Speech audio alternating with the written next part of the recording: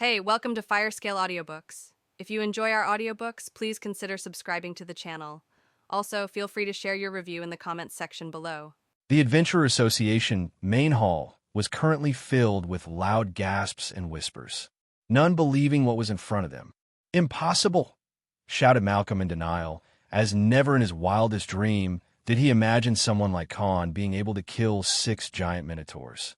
Even a group of 30 won't be able to take them out together in a fight. "Do we have a deal?" asked Khan as if he was in a hurry. "Wait, I don't think we have enough. I'll have to talk with the president." "Stay here," said Malcolm, and ran upstairs hurriedly. Khan already expected this type of reaction from the middle-aged receptionist, because as per his knowledge, minotaurs were one of the most sought-after monsters in any place because of various uses and rarity of the materials one could salvage from the dead bodies. Their blood was actually a very important ingredient in high-grade health recovery potions and various alchemy recipes. Their hide and fur were used in making light and highly durable armors and clothing, especially fancied by the truly rich people. Their horns could be used to make rare quality weapons, such as sabers and daggers, while the bone marrow was used in high-quality medicines used to cure impotence or reinvigorate someone's little friend. And many rich people liked to boast a head of a minotaur hung in their mansions. Each body was no different than a small fortune. But because minotaurs always traveled in groups and appeared on high-level dungeon floors, not many actually tried to hunt them, mainly if they were desperate for money or had a death wish. Even a grandmaster rank fighter wouldn't casually pick a bone with them. Hence, they were extremely hard to come by, and demand was high no matter where one tried to buy them. But to get 6 bodies at once, even something as big as Adventure Association, which had nearly a couple of thousand people doing transactions on a daily basis, had to take notice because the profits will be huge if they sold it to the right people from the noble class or an enterprise. After half an hour, Malcolm finally returned, seeing that Khan was joyfully talking with other adventurers who were curious about how he managed to kill these minotaurs by himself. But unlike some upstuck and ignorant guy, he was telling them strategies on how to lure out the enemies and how to set up traps and use magic scrolls to create a silence barrier and whatnot. "Here, we want all of them," said Malcolm and continued. "The vice president says he's happy with your swordsmanship advancements." "How much is it?" asked Khan curiously. Malcolm came close to Khan and whispered, "It's 25,000 gold coins. That's the best we can offer you, because it'll be us who will have to spend a lot of time butchering and harvesting the bodies properly," replied Malcolm as he passed a low-grade space ring that held the money inside, similar to the one Khan bought in the beginning. "Well, pleasure's doing business with you," said Khan, and left the association building without looking back. He knew no one would dare to follow him or try to rob him because of the display he put in the hall with his war dominance aura. Rather than going back to the merchant enterprise, he went to visit the rundown bar again to meet the assassin. He still had to deliver some of the heads of the people in his contract and receive his pay. But unlike what he was expecting, as soon as he entered the bar, the 3 men inside quickly walked outside, not bothering to ask him the code, and closed off the door from the exit. "What the—" Before he could continue, Khan sensed a malicious killing intent directed at him, and his survival instinct alerted him of an incoming attack. Khan quickly used Sidehopper and barely dodged a knife to his throat. He took out his daggers from the black trench coat he was wearing and tried to stab at his right. Since his level was higher than the last time he came to this place, his reflexes and speed were already exceeding his attacker. Clang! A sharp noise of metal clanging filled the room, and a dark hooded figure started appearing from the point of impact. "Well, nice to see you again," spoke Khan and gave a light smirk to the one who attacked him. "What the fuck, kid? I thought you wanted to use that list to practice your skills. But what the fuck is up with all that Azrael bullshit? Do you have any idea how deep shit we're in?" spoke the assassin. It was none other than the Snakekin, who was his mediator and also the one who taught him assassination skills along with providing him intel on the criminals he was killing as Azrael. "Well, care for another job then?" asked Khan nonchalantly. "Fuck you. Just deliver your contract targets and get the hell out of here," bellowed the Snakekin. "Don't be so quick to refuse. Just hear me out," said Khan as he put his dagger in. "It's nothing dangerous and won't cause you any harm. I'll even pay you double the price. What do you say? Declared Khan. The Snakekin reluctantly put his knife away. Khan took a space ring from his finger and threw it to the assassin. There are 25,000 gold coins. And here's what I need you to do. Khan left the bar after he explained the task. Khan had decided that it was about time he stopped freeloading on Nicola's kindness and searched the city for a reputed housing company, and through them, he rented a small bungalow near the hillside of the city for living after paying 2,000 gold coins as monthly rent. The reason why he did this because he no longer wanted any eyes on him and could not afford to have the father and son duo being attached to his name, because it could bring them unnecessary harm instead. After having dinner in his new house, made by the chef that was hired to provide his service here, he put Ronan on the guard duty of this place, as the rogue subordinate could hide perfectly and guard his master most efficiently. Khan finally embraced the good night's sleep in his new and extremely comfortable king-size bed. The next day, he didn't leave his new house and spent most of his time eating the cores he received from the Snakekin yesterday night and merging few new skills. Because even though he wasn't at Grandmaster rank yet, many of his skills and combat technique he had met the conditions to rise in rank and were now available to merge with other skills and abilities. Khan always gave priority to the most useful skills that he'd use in a majority of the scenarios, so he spent quite some time thinking carefully and how they'd help him in an actual battle. By the evening, he was practicing his combat skills and techniques in the huge garden that came as part of this new property. He was currently covered in sweat, and the top of his body was completely exposed, revealing his ripped built and pulsating muscles along with his abs. One of his servants, named Jerome, came to Khan and asked him in a hesitant voice, "Sir, are you the Khan, the one everyone is talking about?" asked Jerome with uncertainty in his eyes. Khan simply smirked and questioned back, "What do you think?" He carried on with his training without looking back at the servant. After he had his evening snack, Khan decided to mingle in the city again. He was currently donning a black cloak and hid his face under the hood. "So, do you believe what they're saying about the guy who hunted those minotaurs by himself?" Khan heard one of the people sitting on a bench. "Yeah, my cousin is also an adventurer. He said he saw the guy pull out those giant minotaurs from his high-grade space ring in front of hundreds of people.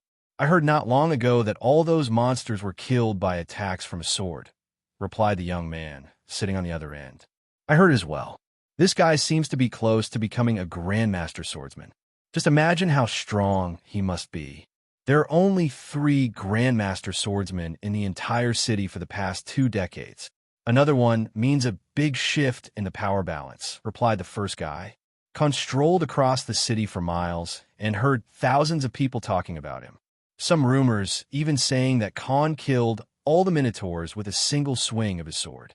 And some were extremely exaggerated to the point that they completely changed his origins to a prodigy from one of the most influential noble houses from the capital who came to gain experience in Flavit City by fighting and hunting inside dungeons. "I guess my money was well spent." He spoke to himself as this was exactly what he paid the Snakekin for. No matter how outstanding his performance was in the association hall, it won't reach to too many people outside of their profession, even with hundreds of witnesses. So Khan had decided to use the highly reputed assassin and his information network that was spread around the entire city to spread rumors about him and his deeds about killing so many minotaurs alone. Why work hard and prove yourself if you want to gain fame? Who said you can't become popular overnight?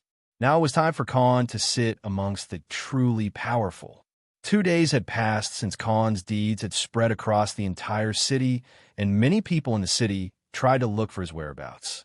Some wanted to hire him as their chief guard. Some wanted to challenge him to a fight, while some wanted to establish good connections with him, so they could make deals with him like buying rare monsters and herbs from him.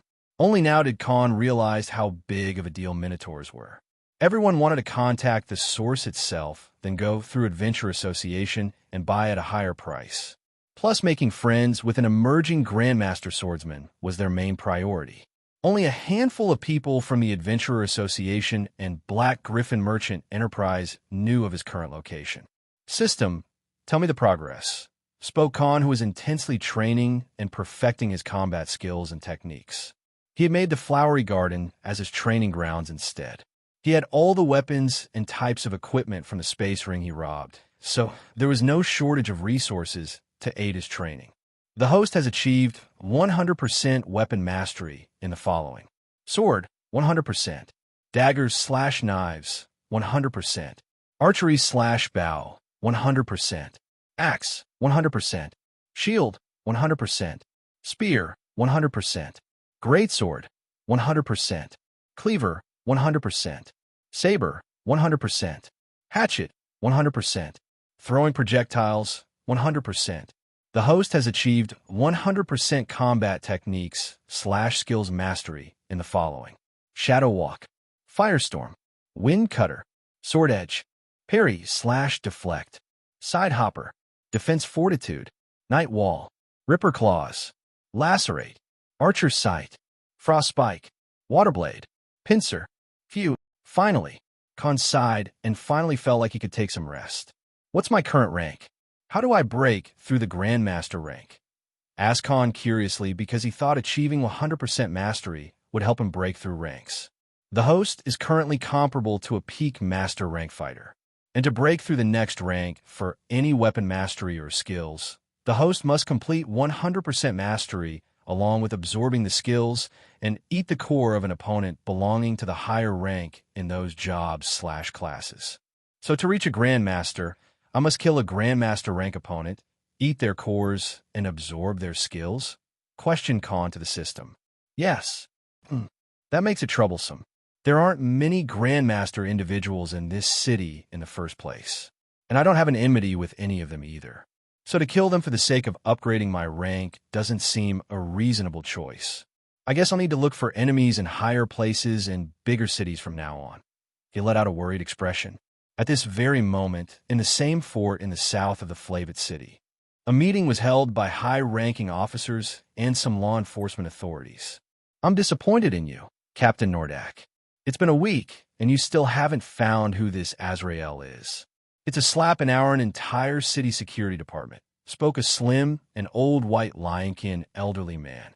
Please, honorable magistrate, give me 2 more days, and I'll definitely catch Azrael and bring him in front of you, spoke the middle-aged captain.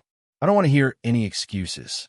You don't even have proper suspects about who could this Azrael be, reminded the old magistrate. If I may speak, honorable magistrate, recently we did have a suspect who has caught our eyes. It's an adventurer named Khan, and according to the information we've gathered, this person has no prior information available about him except the fact that he once belonged to a mercenary group that was ambushed and killed by bandits close to the Abyss Forest. He was the only survivor who escaped in the forest and survived there for a few weeks before appearing to save a merchant caravan that was ambushed by those same bandits, spoke a brunette woman clad in armor. She then continued her findings. And he's also the first one to pass a test conducted by the Grandmaster Magic Swordsman, Arkham Holland. He now works alone as per our information and is presumed to be a peak master rank swordsman. Based on the patterns Azrael does the killings, we assume that he is a peak master rank assassin himself. So we have some suspicion about this individual. The woman expressed her thoughts. Lieutenant Beatrice. One is a sword master while the other is an assassin. What's there to feel suspicious about? Since when has anyone managed to learn 2 different jobs and skills? Even someone like Arkham can only infuse some magic in his attacks and combat skills. And I'm friends with Solomon myself. If there was something wrong or suspicious about this guy, he would have at least sent me a message, scolded the old Lionkin magistrate. And I've heard the talks as well. He killed not 1, but 6 Minotaurs himself. If he was Azrael, why would he display his strength to the public that could lead many suspecting gazes at him, given the current situation? It's no different than blowing your cover by your own hands, emphasized the old Lionkin. At this moment, the Captain Nordak of the City Security Department interjected. Sir, I have some thoughts about this as well. One thing I noticed about both these individuals is how quickly they rose to fame and became the talk of the city. Even though I admit that killing that many Minotaurs alone is indeed an accomplishment worth noticing. But don't you think it's spread too quickly? Nobody gets that famous in just 3 or 4 days. Nobody, remarked the captain. Fine. I'm holding a banquet at my mansion tomorrow night. Send this Khan an invitation as well. Plus, Commander Strays will be present there as well. He could be our way to test whether this person is close to becoming a Grandmaster rank swordsman or not. And I'm certain many of the powers and factions would like to know that themselves, spoke the old magistrate cunningly. As you command, Sir Magistrate. We will also provide tight security in case Azrael decides to show up, said the lieutenant and bowed. Both the man and the woman, along with other officers, left the room. The old lionkin leaned comfortably on his chair and rested his head. So, what have you found?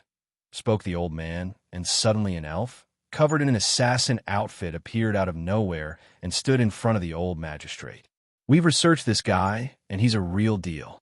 But for some reason, he has always kept a low profile since he showed up in the city.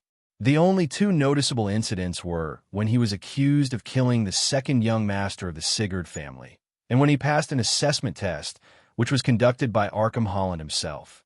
Based on our intel gathering, he doesn't seem like to be the Azrael, spoke the elf.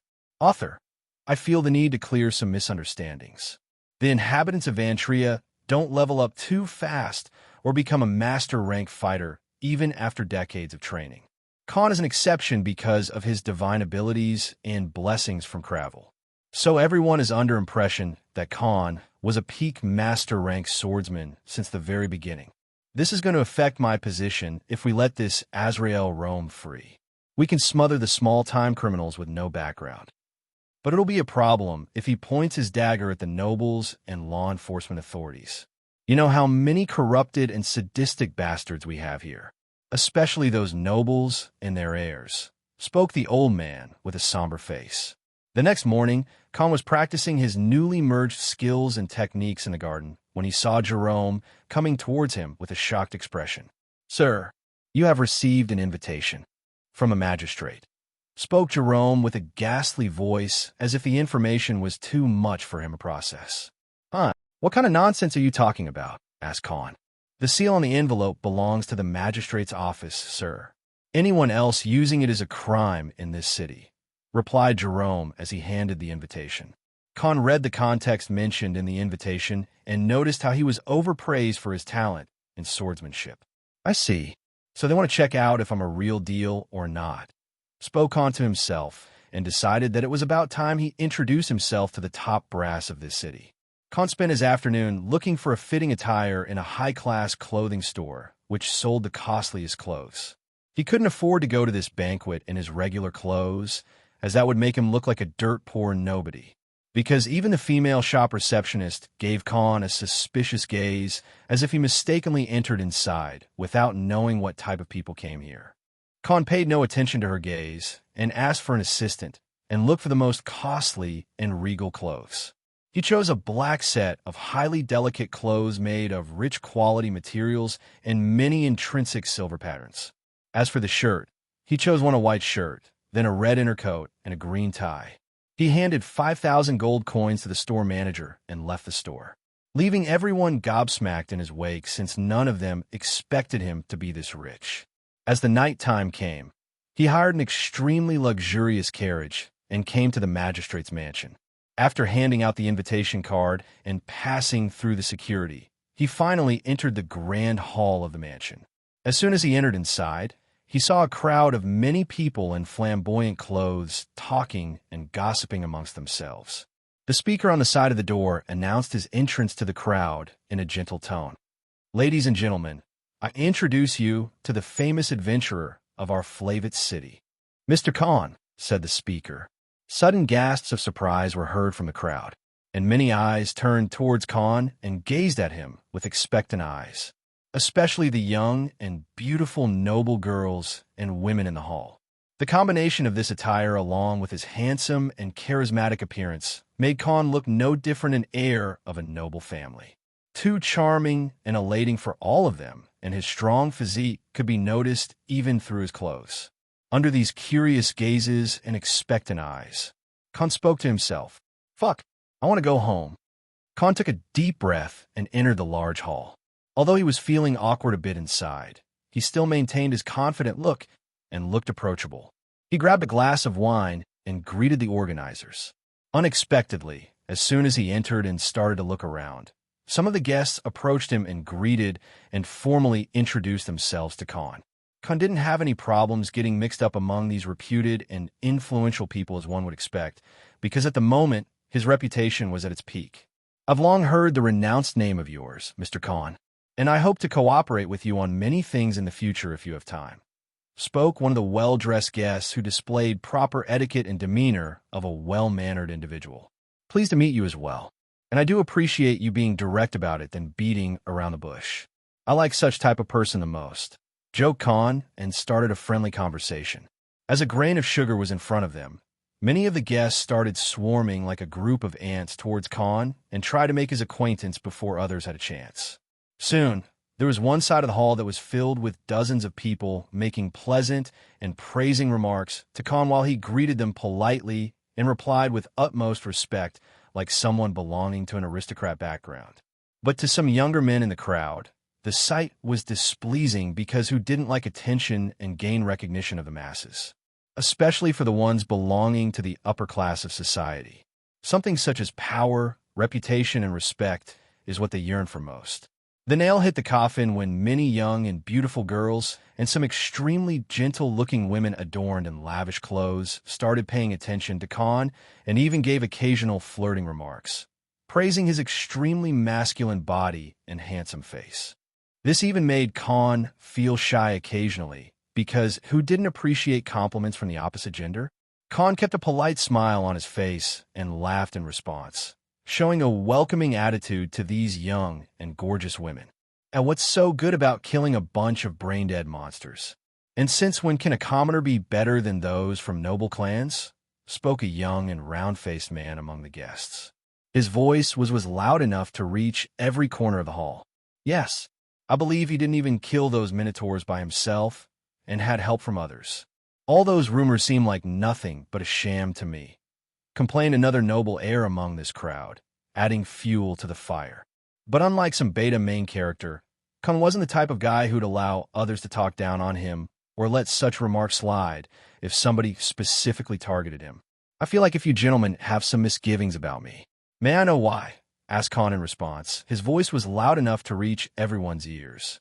Don't mind us. We just don't fit in well with posers and lowlifes," spoke a slim man from this group with condescending eyes. "Then why do I see a bunch standing in the middle of this hall?" replied Khan as he sipped his wine elegantly. Gasp! Suddenly the entire hall went silent as multiple gasps and shocked whispers were heard. Khan's remark was targeted towards this group of young nobles who were standing exactly in the middle of this hall at this moment. This was no different than declaring this bunch as useless and incapable through that retort. "You, what did you say? Do you know who I am?" spoke a grumpy guy from the group, totally enraged after Khan's banter. "No, I don't, and I don't care," declared Khan in a nonchalant voice. Why should he swallow down an insult just because he was surrounded by a bunch of upper-class people? None of them were related to him or had any friendship, so why would he shut up and not respond in the same way as the other party? Trying to control this situation calmly would only make him look weak and a con man. Who would take him seriously if he didn't retort back in an authoritative tone? "You low-life scum! You dare insult us! Are you tired of living?" shouted the first round-faced young man. Khan walked in front of the group of people that were surrounding him. He placed the wine glass on a table and folded his arms. He raised an eyebrow and replied in a dejected tone, "Why would I feel threatened by a bunch of weaklings?" The crowd went into disarray as soon as Khan's last remark was heard. Khan had called these group of young heirs as weaklings. Like he had no fear of the consequences and didn't fear the ire of these noble families at all. Some found his attitude extremely brave, while the majority of the nobles present there found his words extremely arrogant. This was a society of elitism, after all. A no-name coming in their circle and calling their young-ins as weaklings was no different than a slap in their face. "You ignorant cretin! You dare fight me?" shouted a young guy who was around the same age as Khan. "Yes. Do you dare fight us, young, filthy commoner?" replied a tiger-kin young man from the noble group. Although Rocco's empire wasn't run by a royal family and worked more like a democratic country, There existed a class of people who had a say in running this empire. So definitely they had their sense of superiority and elitism. Even if I accept your challenge, I don't think it's appropriate to cause a fight here in front of all these people. It'll ruin this pleasant gathering, replied Khan in a carefree tone. I'll allow it. Suddenly, an old lionkin amongst the crowd, who was surrounded by many old-age people who were wearing extremely expensive clothes, spoke in a soft tone. But his voice spread across the hall, regardless, and everyone in the hall turned silent the next second. Unlike the other Lion King Khan had seen, the old man in front of him wasn't excessively tall or had any muscular build. But from the looks of it, he held immense power and authority. Let me introduce myself.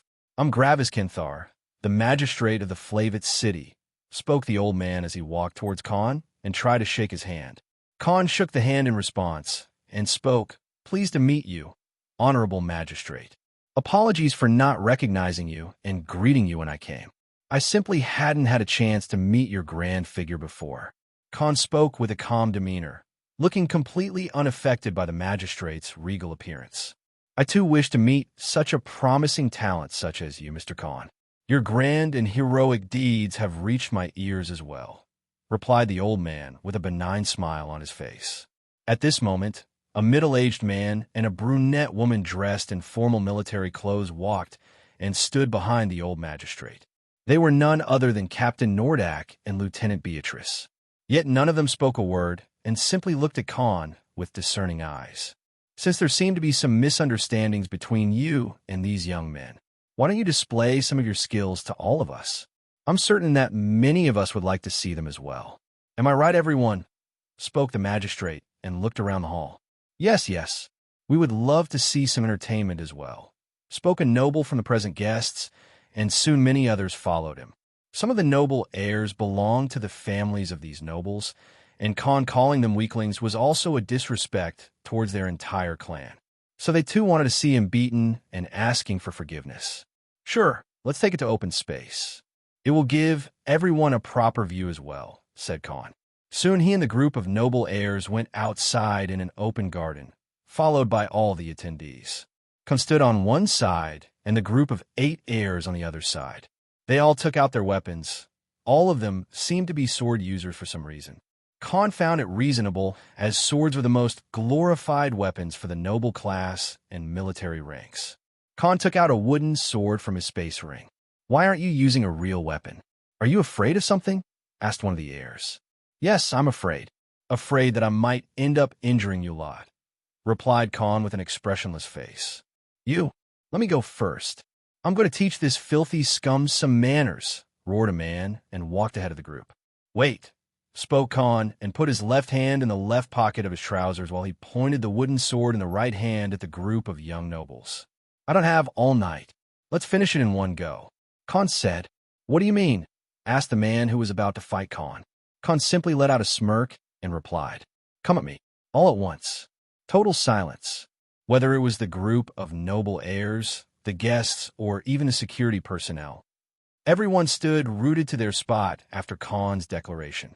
All at once. Was he looking down on the opponents too much? Mainly the heirs of the noble clans who had years of training in fighting by professional teachers were not even worth his time? Impudence. This young man is acting too shamelessly, acting as if he is the only strongest person in the room. This is an insult to our families and name, shouted one of the enraged old noble snakekin who was part of the elderly crowd that was talking with the old magistrate previously. There's a limit to how much one can be ignorant and not know their place, spoke another demonkin noble as he gave a disgusted look to Khan. Oh, is that so? Then how about this? You all attack me together, and if I get injured or even die, none of you will be held accountable. How does that sound? Spoke Khan in his usual carefree tone. Courting death, shouted a young heir. Yes. What glory is there to gang up on an opponent? Asked the tigerkin young man. You lot truly overestimate yourselves, don't you? Compared to the type of monsters I've fought and killed. I wouldn't even consider any of you a threat. Another insult. Khan was outright insulting the group of noble heirs. Well, not just them, but also their clans indirectly. Do it. Teach this lowly buffoon some manners, and show him his place. He's asking for it, shouted an elderly nobleman. Fine. Don't regret your words, you lowly commoner. It was your fortune to even be allowed to enter this banquet. But doesn't mean you can get away with insulting our noble clans, replied the round-faced young man, and the group of young noble heirs took their attacking stance. Khan didn't take any form of stand and remained aloof with the wooden sword in his right hand. Prepare yourself, shouted the guy in the front as the group of young noble heirs charged at Khan together. Power slash, shouted the first guy. Ripple stab, shouted the second guy. Tornado swing, roared the third guy. One by one, the heirs shouted some preposterous names and swung their swords at him. Khan rolled his eyes and quickly reacted in a nanosecond. He sidestepped and slapped his wooden sword on the neck of the first guy, pointed and stabbed the second guy on the heart, and simply parried the third guy's horizontal swing. Swish, swish, swish. Khan quickly walked from his initial position to the end of this group and made swift attacks and incapacitated every single one of the heirs. His movements were so fast that all everyone saw was a black streak passing through the group of young noble heirs, and in just 5 seconds, he was already at the end of their side. Thud, crack, chink. The onlookers finally registered the sounds of slapping, stabbing, parrying, swinging, breaking, and clanging. Ark, groaned many of these young men in pain as they dropped on the ground one by one. My neck, spoke the Tigerkin man as he almost felt like choking on his saliva from the swelling he had on his throat. Khan, who still had his left hand in the pocket, was at the other end where the group previously stood. He gave out a bored and lifeless look on his face instead. He was thoroughly disappointed in these young men, even though they were nearly his same age as him. In his mind, he was still the 30-years-old Elric from his previous life. Amateurs, shouted Khan as he walked towards the young men who were now dirted in the grass after they fell, embarrassing themselves in front of dozens of these noble and influential figures. Did you people even train properly till now? You, round face, you're full of openings. The Demonkin, you're charging too fast without maintaining a proper footing, spoke Khan. The Tigerkin, your attacks have force but no form. The Elf, your build is not made for swords. Use a spear or halberd instead. He admonished the heirs and started pointing out their mistakes and stances, fighting techniques, forms, and timing. And most importantly, which idiot told you to shout the names of your attacks loudly? Do you want to alert your enemies and help them counter you instead? Roared Khan as he was utterly stupefied by these morons in front of him. Not a single one of you knows how to actually use a sword. It's nothing but fancy moves with no technique and skill behind it. If this was a real battle, all of you would be lying dead on the ground. His voice thundered and even gave a sense of fear to all the onlookers. The group of noble heirs, however, felt chills in their spine and felt like a giant predator was about to tear them alive. If this is all the new generation of this city can offer, then I only see a bleak future for this city and our empire, complained Khan, as if he belonged to the upper class of society, even above all the people present here. He slightly let out his aura and let everyone, including the crowd, feel this pressure of authority and dominance. As for why someone as calculative as Khan was causing such a commotion, even going as far as directly insulting these noble heirs and their families, it was because he wanted everyone to feel that he wasn't someone they could afford to mess with and should be dealt carefully. But at the end of the day, he was just one man. But if a young, talented, and strong person such as Khan were to act as if he came from a bigger background, people would at least try to investigate deep into it than having beef with him just because of few provocative words. That's why Khan faked his background right on the spot and gave a sense of mysterious heritage through his words. They would naturally feel the need to know the extent of the power that stood behind this man. The nobles who played the power game in their sleep easily took this hint and stopped themselves from retorting despite his haughty and disrespectful words. Khan put his wooden sword back in his space ring. In reality, he didn't even use a single skill or ability when fighting this group. It was basically his physical strength, reaction speed, and reflexes doing all the work along with the techniques that were now ingrained in his subconscious mind after raising their mastery to 100%. Khan was indeed a bona fide peak master rank fighter now. And to take this bunch of amateurs, he didn't even need to use half his strength or any skill. He picked up a glass of wine and walked away from the group lying on the ground and towards the old magistrate. Apologies for my rude behavior, honorable magistrate. It's just that I lose my temper whenever I see someone making a joke out of swordsmanship with their faulty and meager mastery, said Khan in a loud tone that reached the ears of all the guests. With those words alone, they could no longer retort as who would try to pick a fight with someone when their own offsprings were at fault.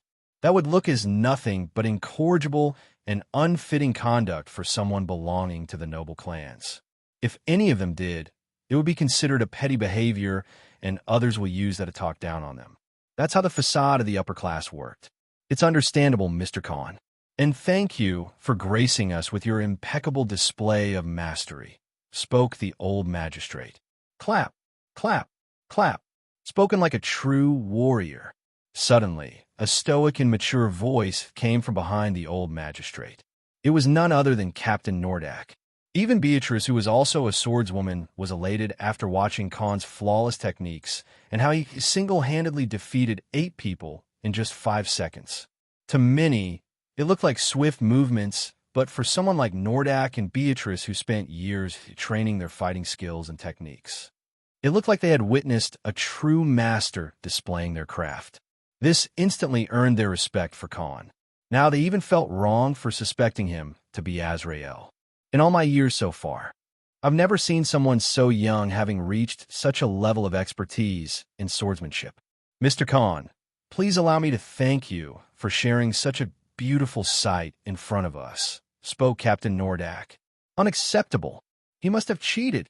A roar came from one of the noble heirs who couldn't accept his defeat and charged at Khan with his sword. Just as the guy was about to come 3 meters near him, Khan finally used his one ability he never had a chance to use so far. Executioner's Gaze. It had been nearly 30 days since created his ability by merging Paralysis Gaze and Predator's Eyes. But he never had a chance to use it in a confrontation because this ability worked only on those who were weaker than him and only at one person or an enemy at a time. However, this was perfect for this moment. Khan wasn't going to allow anyone to talk down on him after his awe-striking display of swordsmanship, since he couldn't kill the opponent because at the end of the day, the young man charging at him belonged to a noble clan. But there was a better way to do it without dirtying his hands. Demos, no, bellowed a middle-aged nobleman who stood amongst the guests. Executioner's Gaze. Khan's eyes flickered with a yellow spark and met the eyes of the incoming attacker. But before the attacker's sword could even reach a meter close to Khan, the young noble heir fell in his charge after getting paralyzed on the spot, and his body skidded on the grassy ground, just stopping before Khan's feet. Khan didn't make any remark on this attempted murder. Rather, he maintained his calm and collected demeanor, not even speaking a word and solemnly looking at the teen who was now close to licking his shoes. What's the meaning of this? You can't even accept your fair defeat and attack someone from the back, roared the old lionkin in rage. This was a banquet hosted by him, and this young heir made an attempt on someone's life right in front of him. And that too after losing in an overwhelming manner. This was simply a slap in the old magistrate's face. Please forgive him. My son is naive and foolish. The nobleman spoke as he ran towards the young man, afraid that the magistrate would order to kill his son on the sight. Get him out of here. I better not see him in the city again, or I will not show any respect to your father or your family, spoke the old lionkin in an angry, loud voice. In the end, nobles held some authority, but he was the damn magistrate of this city. He was officially chosen as the one to run this city by the government. Anyone causing such a commotion and going as far as attempting to kill someone in front of him was an outrageous act. Captain Nordak ordered the nearby guards to pick up this young noble heir who had created a scene and thoroughly shamed his and his clan's name by these actions. We apologize again, Mr. Khan, spoke Nordak and left him alone. Khan's display of strength and dominance had left all the guests and onlookers completely baffled, especially the old nobleman who thought he was just some nobody who lucked out and got popular. But now they realized that the young man they thought as nobody was actually a dragon amongst men. They all had no choice but to notice him. One by one, people started cheering and praising Khan on his overwhelming and one-sided victory, especially because he had made some of the noble houses lose their face by beating and admonishing their family heirs. This was soon going to create another storm tomorrow in the entire city. Ha ha, that was amazing, even though swordsmanship isn't my lane. I'm impressed. Suddenly, a loud and majestic voice landed on everyone's ears. A giant blue tigerkin walked in fully black and white regal clothes. He stood in front of the old lionkin and then stared at Khan. The tall, 4-meter-long figure of a muscular demi-human stood in front of Khan and reached out a hand to introduce himself. Everyone else showed utmost respect towards the new addition to this banquet, no different than what they showed in front of the magistrate. Khan shook the hand of this tall figure, and the next second, he felt an insurmountable pressure landing on him, coming from nowhere else but the blue tigerkin. He felt like his kneecaps were to drop on the ground as he maintained his body to stand properly. War Dominance. Khan quickly activated War Dominance Aura and broke this invisible pressure in just 2 seconds. Huh, that quickly? I see that I underestimated your strength. Spoke the tigerkin and deactivated his aura. Khan wasn't a weakling anymore like when he met Arkham, Stragaber, and Solomon. His level had risen by nearly 24 levels compared to back then, and so did his experience in fighting and weapon mastery. Now, he had no problems facing the aura of someone as strong as Solomon, though in terms of actual combat strength, his capabilities against them couldn't be decided yet. Khan knew he won't have a problem escaping either. He was certainly weaker than the tigerkin in front of him, but he simply didn't care about it. He'd bridge this gap soon. You've already met the conditions to become a grandmaster, just that something feels missing before you break that threshold. Nevertheless, it's an accomplishment not even millions of people can ever achieve. I'm certain that you'll enter the grandmaster rank in a short time, spoke the muscular tigerkin. His voice was clear for everyone to hear. You're late, Commander Strays, spoke the magistrate. My bad. I took some time choosing clothes.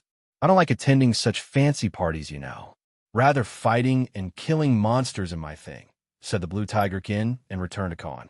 Strays Boltimir, commander of the military battalions that protect the city. Nice to make your acquaintance. Introduced Strays as he shook Khan's hand promptly, as if trying to check his strength through some pulse or something. System details, spoke Khan and ordered the system to scan the demi-human in front of him. Scanning complete. Name, Strays Boltimir. Species, Nectaral Tigerkin, rare species. Rank, Peak Grandmaster rank Brawler/Warrior, Semi-Saint rank. Level, 88. Peak Grandmaster rank, and about to enter in the Saint rank as well. Khan finally got the idea of this commander's strength. The tigerkin in front of him was even stronger than Solomon, president of Adventurer Association. By far, the strongest individual Khan had met in Vantria. So even Commander Strays approves of Mr. Khan, spoke one of the guests. He's a true deal. There's no doubt. We must form a good relationship with him no matter what, spoke an elderly noble. And he's so strong and handsome. Totally my type, spoke an old noblewoman who gazed at Khan's body with covetous eyes. Khan suddenly felt a chill under his skin for a second. The talk between these people continued while Khan was gossiping with the two of the most powerful and influential people in the entire city. While Arkham and Solomon held a huge authority through the association, they were still not officially in command or control of the city. The two people in front of him were. The conversation shifted from his training to many other irrelevant things. But then suddenly, the topic shifted towards one thing Khan didn't want to talk about. So, Mr. Khan, what do you think about this Azrael? Asked the magistrate. Captain Nordak and Lieutenant Beatrice perked their ears to hear into the conversation. But unlike what they expected, Khan's expression didn't change in the slightest or look surprised at all, because Khan had already suspected this as one of the two reasons why he was invited to this banquet in the first place. One was to investigate his prowess, while the other was undoubtedly about him being the Azrael, the most notorious criminal in the Flavit city who has killed more than 40 people now. because a sudden emerge of two different and strong fighters doesn't happen by coincidence. Anyone with two brain cells could link the connection. Nothing but just a psychopath. At the end of the day, he is someone doing this for the kinks and using this whole judgment and justice to make himself look good. Because no matter how righteous his cause may seem, he's nothing but a coward, spoke Khan without a hitch as if he truly looked down on Azrael. Why do you think so, Mr. Khan? Asked Commander Strays. He simply nodded and replied, because he's simply killing the small-timers, the ones he can afford to kill without suffering consequences. If he was truly powerful, he wouldn't kill under the blanket of night and hide behind the shadows, replied Khan and continued.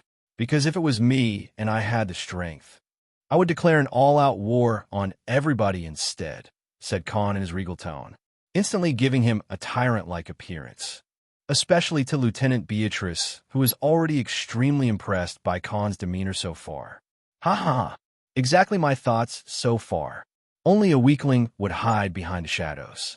If he truly had the guts, he would not make these petty killings and try to gut down big fishes instead, spoke Commander Strays. The night continued, and Khan enjoyed the delicious meals and company of many businessmen and nobles who tried to become friends with him. Just during that time, however, he felt something was odd after he drank a glass of luxurious wine. Ronan, Khan spoke in his mind, and the rogue subordinates passed from a shadow and mixed with the shadow of the servant who just served this wine to Khan. Khan spent the rest of the time enjoying the banquet and finally bid farewell to everyone he came to know today. He was certain that his impression was solid, and soon he'd be known amongst the top ranks and cream de la crop. But as soon as Khan came few kilometers away from the location of the banquet, he ordered the carriage driver to take off and entered a dark valley. His expression turned that of rage, and his eyes fumed with anger. Because during the party, as he was merrily chatting and creating connections with the fellow guests, Khan was poisoned. In the dark alley stood Khan as he was trying to comprehend exactly what happened.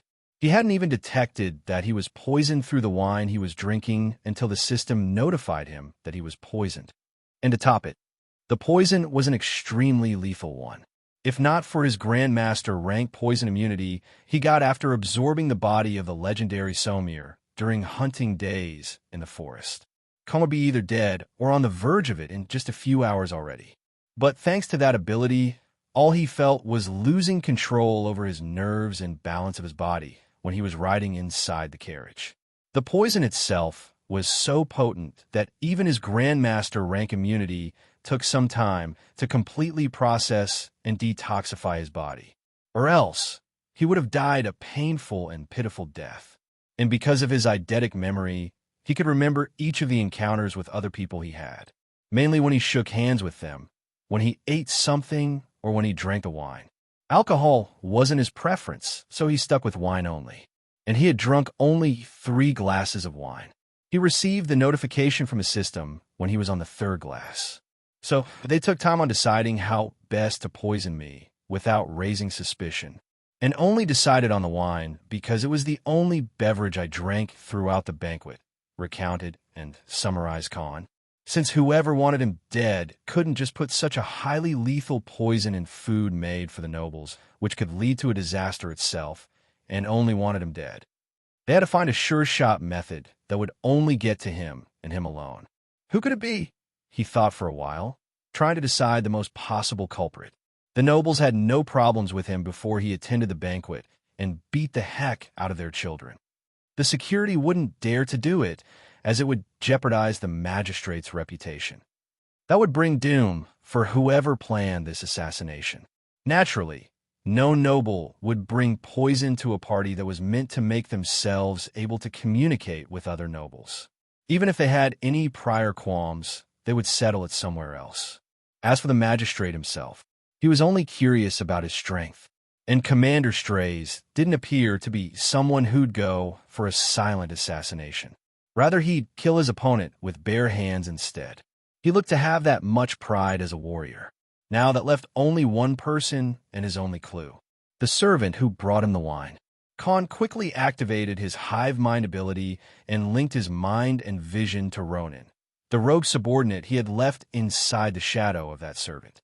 Khan had stopped by only after few kilometers away from the magistrate's mansion, because this ability had the restriction of working only in the 5 kilometers proximity of Khan. Through Ronin's eyes, he saw the servant cleaning up the dishes along with others and then leave the mansion hurriedly. While all his subordinates had shadow merge that helped them merge with Khan's shadow, only Ronin had the skills to mix with someone else's shadow, as he was created by mixing an assassin and thief-class corpses when he was created by Khan when he hunted the Groundhog Adventurer team members as part of his contract. So he used Ronin as his tracking device.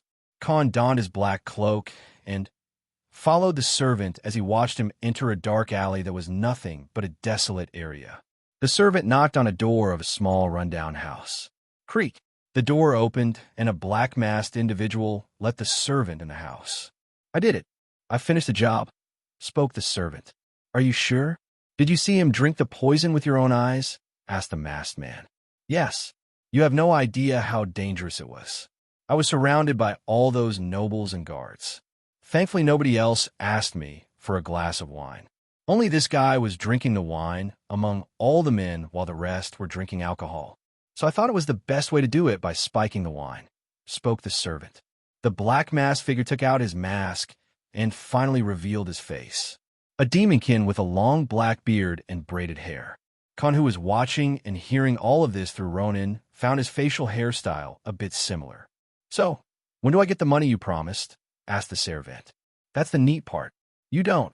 The bearded demonkin quickly took out a dagger from his back and stabbed the servant in his neck before the man could even react. Thud!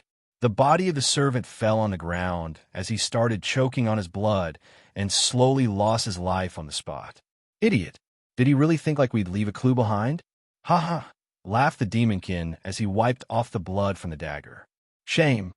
You're still alive," spoke a grim and deathly figure from behind the demonkin's back. Before the demonkin could even turn his head back, a dagger was placed on his throat. "Who sent you?" asked the figure under the black cloak. "Who are you?" asked the bearded demonkin in a ghastly voice as he was nearly scared to death after this sudden emergence of this hooded person. "I'm the one asking questions. Who sent you? And who ordered you mix the poison in the banquet?" spoke the grim person. The demonkin turned and tried to stab the hooded man in the stomach, but just then, a spray of acid was thrown at that hand that held the dagger. "Arg! My hand!" roared the man as his hand started to melt away and his bones were put on a display among that mangled flesh. "Answer, or the next stream goes in your head," ordered the hooded figure and revealed his face. "You! Impossible! This guy said he saw you drink the poison. It was none other than Khan." He pointed his hand towards the head of this demonkin, as if he was to release the acid again. "No, wait. It was the Sigurd family's first young master." "Stragobur Sigurd!" shouted the demonkin, who felt like he'd lose his life if he tried to keep his client's identity a secret. "I see," spoke Khan solemnly and released another spray of poison acid and melted the demonkin in front of him. The man didn't even get a chance to scream before his head and face was melted away. Till now, it was only because of the contract that involved me killing people related to him. I had no actual enmity with him, but this is crossing the line. "Those who try to kill me," spoke on and put the entire house on fire with fireball skill and walked out, "should prepare for their deaths instead." The midnight moon shone brighter and covered the entire city under its serene and peaceful light. The blissful air slithered across the city as the chilling breeze complemented the moonlight. Flick! A small shadow flickered amongst the city buildings and passed by and ran through the shadows of one building through another, completely passing through the eyes of hundreds of people, not even one of them sensing any presence from this shadow. This shadow was none other than Khan using the shadow walk skill and traveling through the city. This is exactly how he hunted and killed those criminals ever since he started acting as Azrael. Khan stood atop a tall building and gazed at the humongous mansion in front of him that stretched for around 3 kilometers in length and breadth. What made it different that it had layers of buildings, the normal buildings on the borders of the site, while after a gap of few hundred meters, there were more well-designed and decorated houses.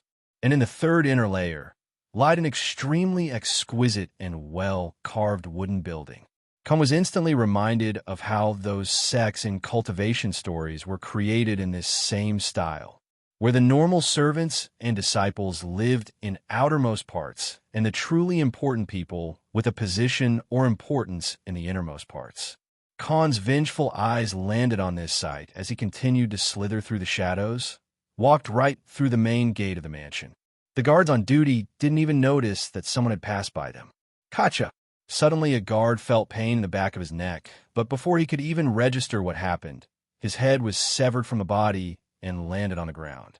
The man saw his own headless body fall before him as he drifted into eternal sleep. Khan already had the idea that in the entire family, only Stragobor had reached the Grandmaster rank. Even his father, the current head of this noble clan, was an intermediate master rank fighter at best. One by one, bodies dropped as Khan and Ronan passed through the shadows and killed the guards without making a single mistake. If Omega was Khan's battle partner, then Ronan was his assassination buddy. They had already mastered their coordination a long time ago. And using hive mind skill he created using synthesis, it was like two different Khan were doing the assassinations. Today, Khan was truly pissed off, because for the first time, he had let his guard down ever since he came into this world called Vantria. In the grand display of his craft at the banquet, he let a simple servant poison him. This irked him to the core, because if not for the Grandmaster rank poison immunity skill he had gotten by luck, he'd be a dead man and lose his second chance at life. It was much different than someone far stronger than him killing in a battle. To Khan, it was more like training yourself to fight a dragon, but getting killed by a chicken instead. This was a thorough insult to him and exactly hit on his nerves. Never again, spoke Khan to himself as he vowed to never leave his guard down. As for Stragobor, who the fuck cared if he was a Grandmaster rank fighter or his family had a huge background? He had made an attempt on Khan's life, so he had to pay the price. He already killed Stragobor's younger brother because they tried to set an ambush and kill him over a small quarrel. And now the elder brother followed the footsteps of the younger one who was already sent to hell by Khan. Normally, Khan would mind his business and do things that would be beneficial to him alone. But he never got picked a fight with random strangers. And now, with his current strength, he had a simple rule. He won't mess with the passerby. But if someone threw stones at him, he would throw a fucking mountain at them. One by one, the dead bodies piled up in this mansion. As per his information, this was a private property where only the core clan members lived. Majority of the women and children lived in a different property. Only those who had considerable strength and authority in the clan were allowed to live in this ancestral site. This made things easier for Khan, as he wasn't a heartless monster to kill innocent women and children. In just 40 minutes, Khan and Ronan had killed more than 30 guards, and the first layer of defense was already broken. He reached the inner parts of the mansion after silently killing through guards and taking out everyone in his wake, because there wasn't any need to spare any life here. Swish, swish, kacha, kacha. Khan made sure that everyone he killed didn't drop on the ground or made any noise. He carefully put them down, including their weapons, and used the dark corners inside the mansion to kill out everyone awake and sleeping. He didn't mind killing the females in the mansion either, as the servants would not be allowed to sleep under the same roof as the main family members. He wasn't afraid of killing someone he shouldn't have. Finally, after he reached the third and the last mansion, he took out the guards on the duty and ordered Cyril to come out. Cast the silence barrier. Khan ordered, and the enchanter subordinate created a silencing barrier and covered the entire building. Ronan went silently and returned with the head of an old man and a woman. Cyril then deactivated the barrier. Khan went and kicked the main door and broke it in half with a single kick. "Who is it?" shouted a burly bear-like tall man, and woke up from his sleep after he sensed a killing intent. He quickly grabbed the giant battle axe that was kept on the left of his bed and ran down to the main hall of this building. "I told your brother that if you came looking for trouble, I'd send you to meet him in the afterlife," spoke the hooded figure. Khan revealed his face to this bearded man. You're still alive," shouted Stragobor in disbelief. "Why so surprised?"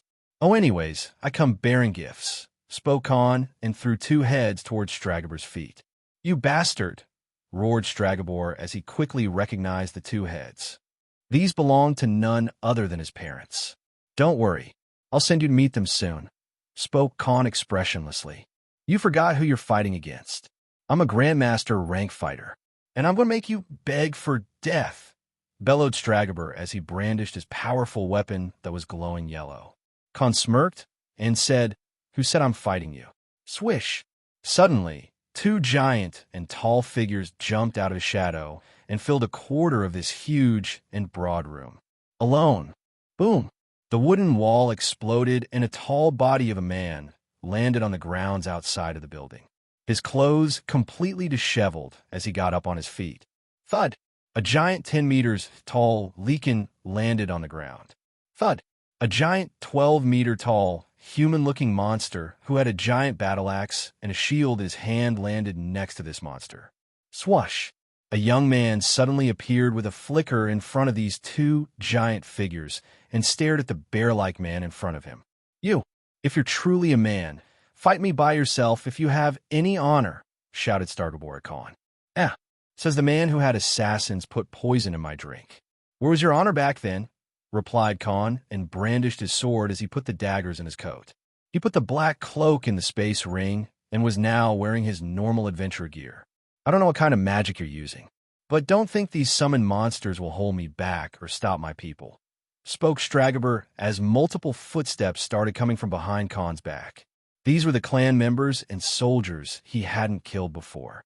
They quickly encircled Khan, Omega, and Blackwell, pointing their weapons at the trio. He noticed that there were still around 40 or so hostile opponents. But neither did he look faltered, and nor did he feel a sense of danger. "You're surrounded by us, you fucking bastard. I'm going to skin you alive. I'll break your bones one by one till you scream and regret being born. You killed my brother, my father, and my mother. There's no one who can save you now," bellowed Stragobor as his axe shone bright and a visible yellow aura started exuding from his body. This was the full power of a Grandmaster rank fighter. Even the fellow Sigurd clan members tensed up under this aura. Thankfully, it wasn't targeting them, but the man in the middle of the circle. "I've told this to your brother once, and I'm telling you this as well. I'm not surrounded by you." Swish! Thud! Ding! Pitter! One by one, dozens of giant black figures jumped out from Khan's body. 5 more terrifying figures that included the remaining of the 6 generals.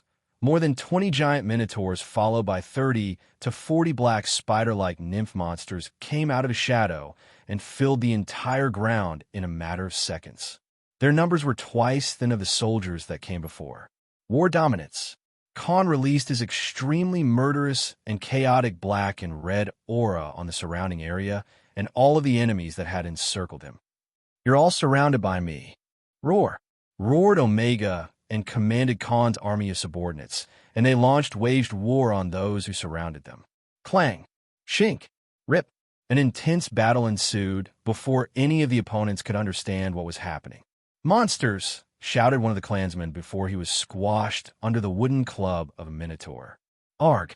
No!" screamed a man in agony as black crawling nymphs ripped open his stomach and pulled his entrails and innards out. "Help me!" shouted a woman after she saw a minotaur walking towards her and started running away.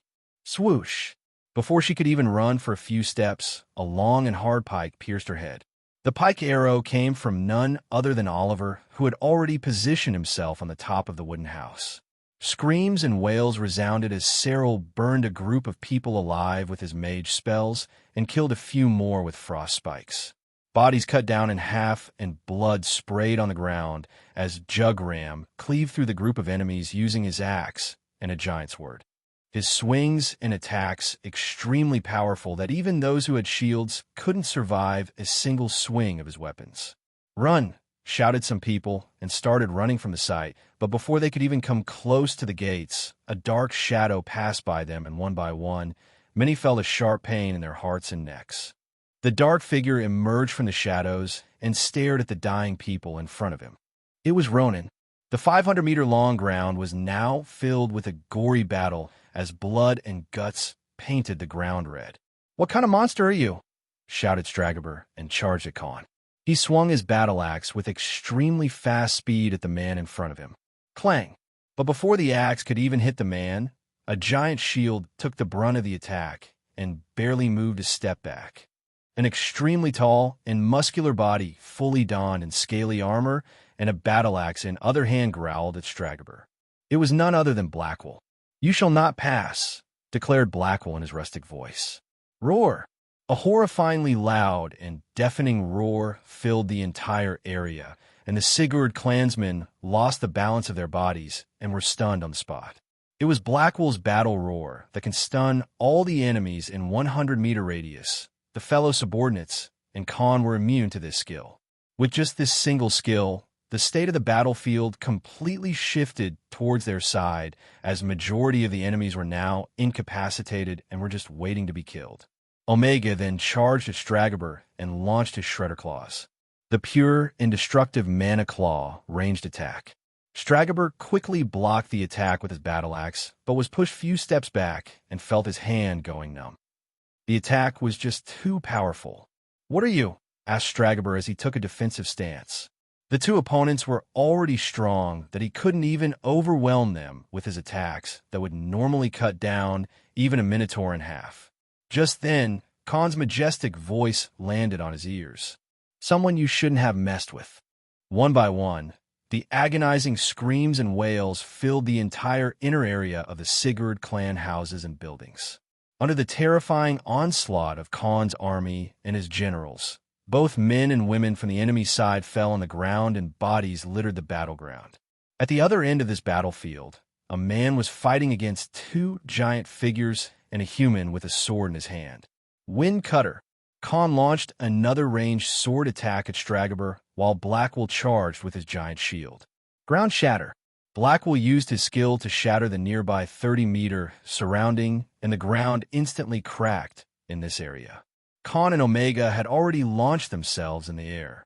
Using Hive Mind skill, Khan could order his subordinates to fight and use skills as per his orders, and he too would know what was going to happen because of their mind connection. In other words, their coordination was even better than those who spent years fighting together. Stragobor was catapulted in the air after the ground split apart and the shockwave lifted his body. Clang! Before his body could even land on the ground again, Khan's sword tried to cut him in half, and he quickly defended against the sword swing using his battle axe. Stragobor was thrown 10 meters away as his body was slammed on the ground. The attack from Khan was launched with all of his strength. Just then, Omega ran swiftly from the right side and attacked Stragobor with his claws, making repeated and brutal claw swings at him and pushing him back with each attack. If it was fighting one strong opponent, he could manage it, but there were three of these strong opponents amongst whom two were comparable to a beginner Grandmaster rank fighter. Stragobor himself was an intermediate Grandmaster rank fighter, but he would have an advantage in strength only over one newbie Grandmaster, not two of them together. "Don't look down on me," shouted Stragobor, and released a wall of dense mana that shoved Omega back as his axe started condensing a huge amount of energy that burned the ground near him. He launched this devastating axe attack towards Omega and hit the ground in his direction. Crack! The ground was split into two as the destructive wave parted at half and paced towards Omega. Boom! A giant shield clashed with this incoming attack, and both Blackwell and Omega were thrown back from the impact. Even though the man was much shorter and smaller than them, his strength was definitely above both of them. Stragobor quickly turned around and swung his axe. Ding! Khan, who just attacked from the back, was pushed back for 5 meters, his hands nearly losing the grip on his sword. Stragobor was indeed a very strong opponent, if not for his advantage with numbers, and mainly Blackwell efficiently defending against the attacks. Khan and Omega wouldn't be able to find an opening to attack the man. Blackwell jumped in the air and used his axe splitter skill. A huge amount of condensed mana on his giant batlex landed on Stragobor's body as the man quickly tried to defend against the brutal and powerful attack. He barely managed to block in the last second and was thrown few meters backward. But before he could even manage his footing, Omega attacked from above his head with his Shredder Claws. "Ah!" screamed Stragobor as he failed to defend against this highly destructive claw attack that hit his body. Blurg! He threw a mouthful of blood, and he finally gazed at the other side of the battlefield, watching his clansmen and the people he grew up with getting killed by this army of monsters. They had nothing to do with this. Why are you killing them? Asked Stragobor with a vengeful expression while half of his head was covered in blood. Are you stupid? If I killed only you, there would be other people coming for me. And I'm not an idiot to leave behind enemies that could come back to kill me. I'd rather root out the cause of the problem itself. Besides, don't act like you wouldn't have done the same, spoke Khan with an expressionless face, his tone sounding like he didn't feel any remorse for killing the clan members. And one more thing. All of those who made business deals with your family were also killed by me, spoke Khan in a mocking tone. Impossible. They were killed by Azrael, rebuked Stragobor. Take a hint, you moron, smirked Khan. Why? My clan had no rivalry with you before this. Even after you killed my brother. He spoke as he clutched his hand on the wound that was bleeding. Khan, Omega, and Blackwell were surrounding him from 3 directions as if he was no different than a prey in their eyes. Who do you think hired me? Asked Khan as he hinted the obvious. Those old bastards, shouted Stragobor as he finally understood why was his adventurer team and his connections in the city were dropping dead one by one. The contract didn't mention killing you. But since you tried to kill me, I had to take matters in my own hand, replied Khan, and started launching swings after swing, attack after attack on the tall man, and forced him from one side towards Blackwell and Omega. After getting injured earlier, Stragobor could not fight at his full capacity, and soon the frequency of damage he received started increasing. His body received multiple cuts and wounds, bleeding profusely. At this point, the battle on the other side was already over. All the soldiers and clansmen were lying dead on the ground. Khan quickly started launching long-range mage spells from his left hand at the already struggling Stragobor. Firestorm, Frostpike, Waterblade. Stragobor was baffled after he saw Khan launching mage spells at him. Wasn't he a swordsman? How is he using magic spells? Asked Stragobor to himself, but quickly focused on the attacks coming from the other side. One by one, Stragobor was getting new injuries, losing his blood and ability to fight. Because of the constant and well-timed attacks from 3 different sides, he was exhausted in a matter of minutes. Yawaheg, wailed Stragobor in pain as Omega cut his right arm with his claws. The man lost his weapon and dropped on the ground, unable to endure the pain. Khan walked in front of the man and put his sword on Stragobor's neck. Any last words? Asked Khan. Fuck you, bellowed the tall, burly man. Slash. A severed head dropped on the ground, followed by a headless body. Khan, who beheaded the man with his sword, looked at the lifeless corpse. What a rude guy. Has no regard for his murderer's feelings. Boom. The wooden wall exploded and a tall body of a man landed on the grounds outside of the building. His clothes completely disheveled as he got up on his feet. Thud. A giant 10 meters tall Leakin landed on the ground. Thud. A giant 12-meter-tall, human-looking monster who had a giant battle axe and a shield in his hand landed next to this monster. Swoosh. A young man suddenly appeared with a flicker in front of these 2 giant figures and stared at the bear-like man in front of him. You, if you're truly a man, fight me by yourself if you have any honor, shouted Stragobor at Khan. Says the man who had assassins put poison in my drink. Where was your honor back then? Replied Khan, and brandished his sword as he put the daggers in his coat. He put the black cloak in the space ring and was now wearing his normal adventure gear. I don't know what kind of magic you're using, but don't think these summoned monsters will hold me back or stop my people, spoke Stragobor as multiple footsteps started coming from behind Khan's back.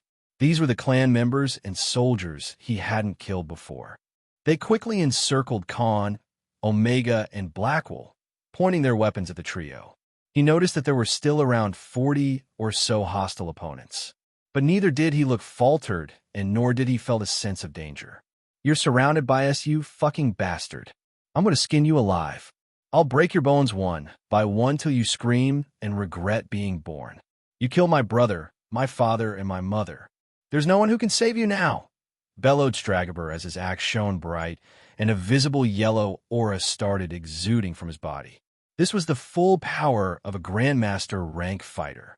Even the fellow Sigurd clan members tensed up under this aura. Thankfully, it wasn't targeting them, but the man in the middle of the circle. I've told this to your brother once, and I'm telling you this as well. I'm not surrounded by you. Swish, thud, ding, pitter.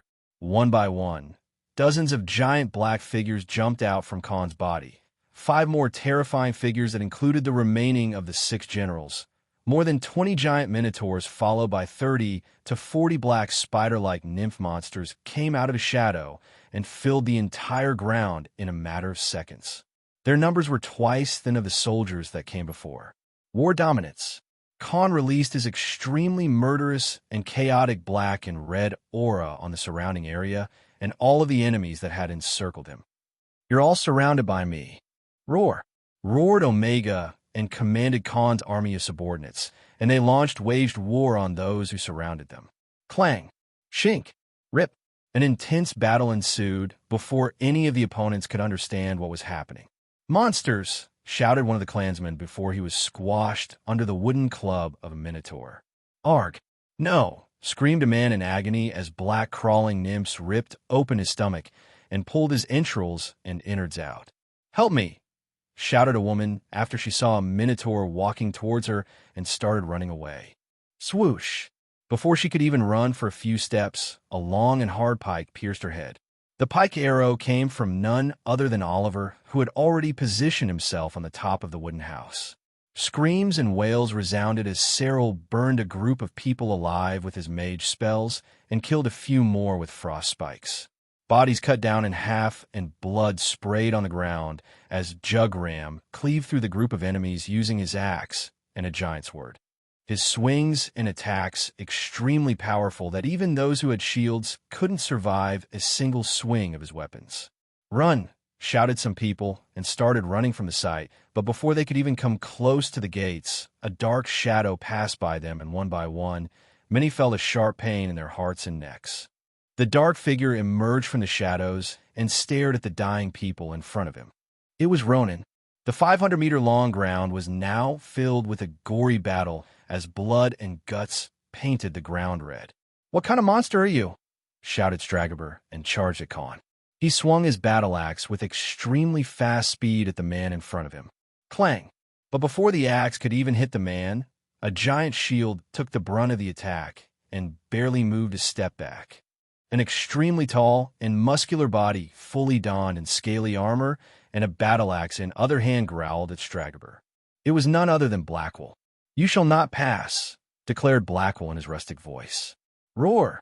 A horrifyingly loud and deafening roar filled the entire area, and the Sigurd clansmen lost the balance of their bodies and were stunned on the spot.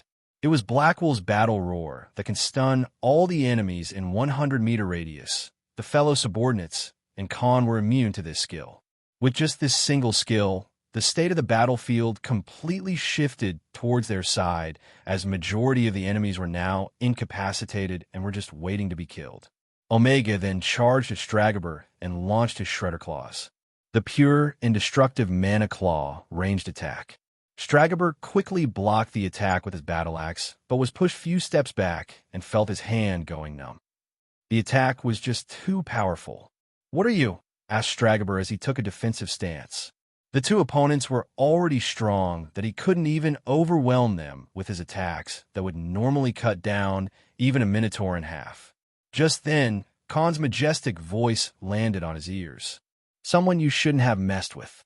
One by one, the agonizing screams and wails filled the entire inner area of the Sigurd clan houses and buildings. Under the terrifying onslaught of Khan's army and his generals, both men and women from the enemy side fell on the ground and bodies littered the battleground. At the other end of this battlefield, a man was fighting against 2 giant figures and a human with a sword in his hand. Wind Cutter.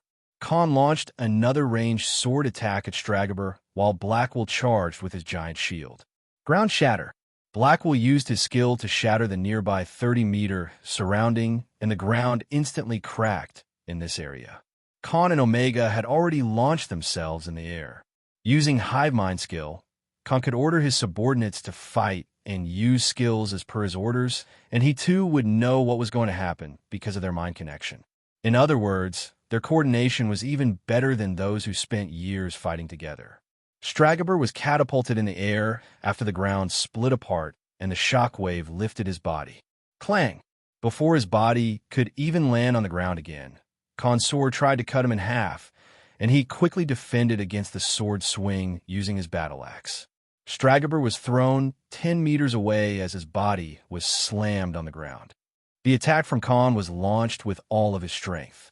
Just then, Omega ran swiftly from the right side and attacked Stragobor with his claws, making repeated and brutal claw swings at him and pushing him back with each attack. If it was fighting one strong opponent, he could manage it, but there were 3 of these strong opponents amongst whom 2 were comparable to a beginner Grandmaster rank fighter. Stragobor himself was an intermediate Grandmaster rank fighter, but he would have an advantage in strength only over one newbie Grandmaster, not 2 of them together. "Don't look down on me," shouted Stragobor, and released a wall of dense mana that shoved Omega back as his axe started condensing a huge amount of energy that burned the ground near him. He launched this devastating axe attack towards Omega and hit the ground in his direction. Crack! The ground was split into 2 as the destructive wave parted at half and paced towards Omega. Boom! A giant shield clashed with this incoming attack, and both Blackwell and Omega were thrown back from the impact. Even though the man was much shorter and smaller than them, his strength was definitely above both of them. Stragobor quickly turned around and swung his axe. Ding! Khan, who just attacked from the back, was pushed back for 5 meters, his hands nearly losing the grip on his sword. Stragobor was indeed a very strong opponent, if not for his advantage with numbers, and mainly Blackwell efficiently defending against the attacks. Khan and Omega wouldn't be able to find an opening to attack the man. Blackwell jumped in the air and used his axe splitter skill. A huge amount of condensed mana on his giant Batlex landed on Stragobor's body as the man quickly tried to defend against the brutal and powerful attack. He barely managed to block in the last second and was thrown few meters backward. But before he could even manage his footing, Omega attacked from above his head with his shredder claws. "Ah!" screamed Stragobor as he failed to defend against this highly destructive claw attack that hit his body. Blurg! He threw a mouthful of blood, and he finally gazed at the other side of the battlefield, watching his clansmen and the people he grew up with getting killed by this army of monsters. They had nothing to do with this. "Why are you killing them?" asked Stragobor with a vengeful expression while half of his head was covered in blood. "Are you stupid? If I killed only you, there would be other people coming for me. And I'm not an idiot to leave behind enemies that could come back to kill me. I'd rather root out the cause of the problem itself. Besides, don't act like you wouldn't have done the same," spoke Khan with an expressionless face, his tone sounding like he didn't feel any remorse for killing the clan members. "And one more thing. All of those who made business deals with your family were also killed by me," spoke Khan in a mocking tone. "Impossible. They were killed by Azrael," rebuked Stragobor. "Take a hint, you moron," smirked Khan. "Why? My clan had no rivalry with you before this. Even after you killed my brother," he spoke as he clutched his hand on the wound that was bleeding. Khan, Omega, and Blackwell were surrounding him from 3 directions as if he was no different than a prey in their eyes. "Who do you think hired me?" asked Khan as he hinted the obvious. "Those old bastards," shouted Stragobor as he finally understood why was his adventurer team and his connections in the city were dropping dead one by one. "The contract didn't mention killing you. But since you tried to kill me, I had to take matters in my own hand," replied Khan, and started launching swings after swing, attack after attack on the tall man, and forced him from one side towards Blackwell and Omega. After getting injured earlier, Stragobor could not fight at his full capacity, and soon the frequency of damage he received started increasing. His body received multiple cuts and wounds, bleeding profusely. At this point, the battle on the other side was already over. All the soldiers and clansmen were lying dead on the ground. Khan quickly started launching long-range mage spells from his left hand at the already struggling Stragobor. Firestorm, Frostpike, Waterblade. Stragobor was baffled after he saw Khan launching mage spells at him. Wasn't he a swordsman? How is he using magic spells? Asked Stragobor to himself, but quickly focused on the attacks coming from the other side. One by one, Stragobor was getting new injuries, losing his blood and ability to fight. Because of the constant and well-timed attacks from 3 different sides, he was exhausted in a matter of minutes. Yawaheg! Wailed Stragaber in pain as Omega cut his right arm with his claws.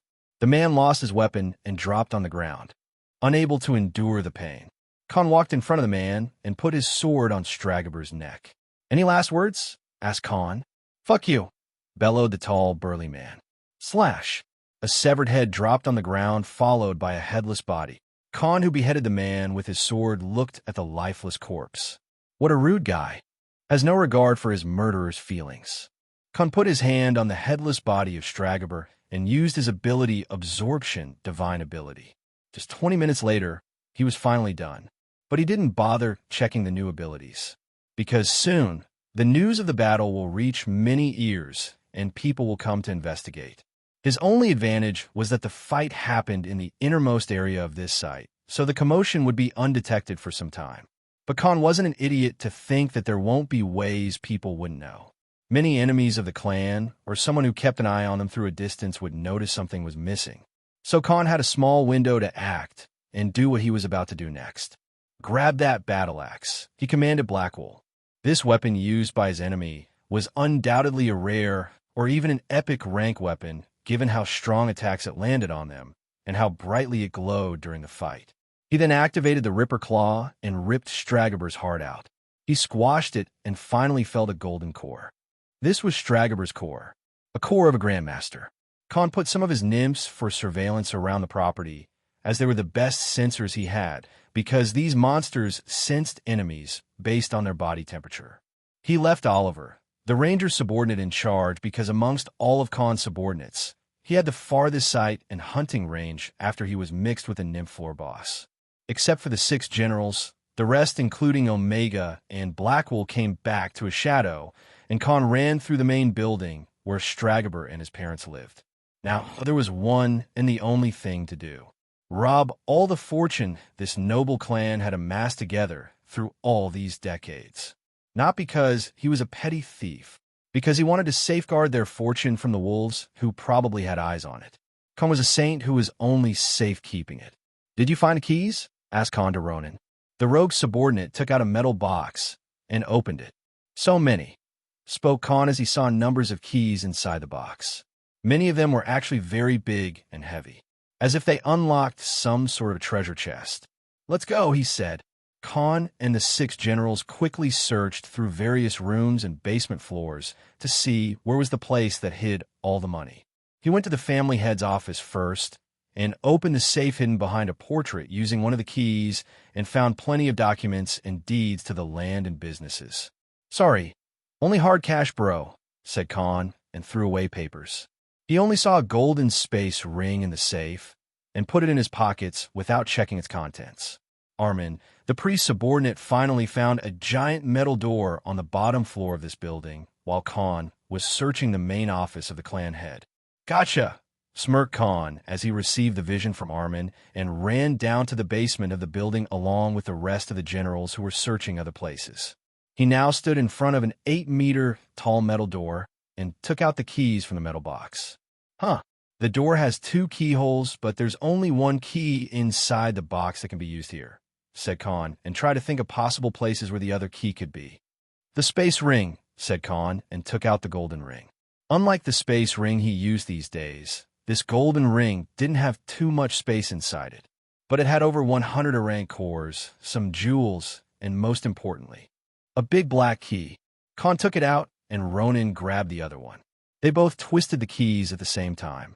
Krang! The metal door opened, and Khan pushed it with all his strength. The door was indeed made to safeguard against highly destructive attacks, and even with Omega and Khan's attacks, it would have taken them half an hour to break it open.